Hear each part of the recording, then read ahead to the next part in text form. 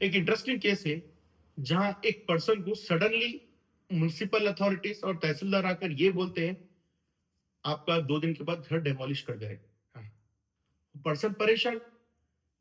मेरे को आज तक नोटिस नहीं आई। मैं रिसेंटली परचेस करा, अभी 3 1 ईयर हुआ। और नॉर्मली अगर कोई पर्सन घर खरीदता तो क्या वेरीफाई करता? एसआरओ को जाके, जो सब रजिस्टर ऑफिस होती है, वहां जाके लिंक डॉक्यूमेंट्स और इनकम्बरेंस सर्टिफिकेट्स, जो रिक्वायर्ड डॉक्यूमेंट से वेरीफाई करते।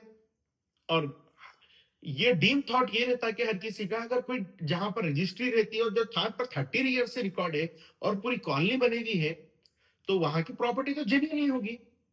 तो वो बेस पे बंदा सेलेक्ट कर लिया। अब होता ये, आके ये बोलते हैं कि उनको सिलेक्टिवली फॉर सिंगल पर्सन को, आपका घर गवर्नमेंट लैंड पे बने हुआ है और कल आप 2 दिन के बाद आपका घर डेमोलिश कर दे रहे। वो बंदा परेशान। अगर कोई कमजोर दिल वाला होता तो जब भी हार्ट अटैक आता था।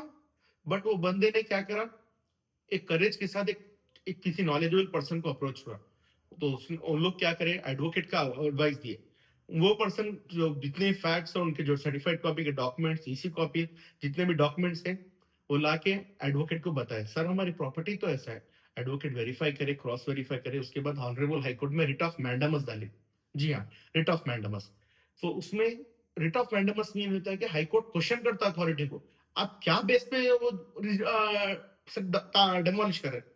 तो परसों उसमें पिटिशन ये बताते हैं हाईकोर्ट को, so and so authorities selectively targeting my house to demolish। तो वो टाइम पे जब ऑनरेबल हाईकोर्ट को जिस तरीके से अप्रोच करते हैं, ऑनरेबल हाईकोर्ट सबसे पहले सवाल करते हैं इनको, क्या आप इनको प्रोसीजर फॉलो करें नहीं करें।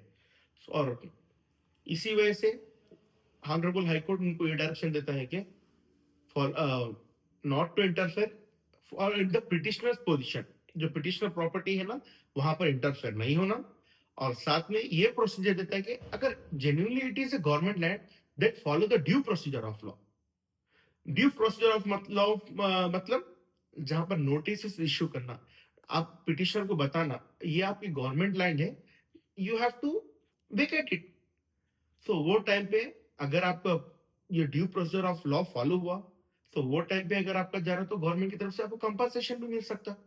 सो इसी वजह से अगर आपको कभी भी अगर कुछ ऐसा प्रॉब्लम आए तो अब घबराने की जरूरत नहीं है।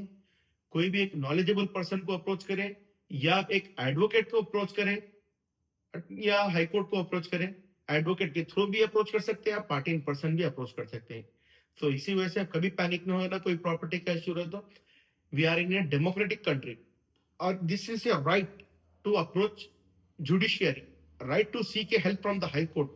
Our honorable judges are very humble and very supportive to the public.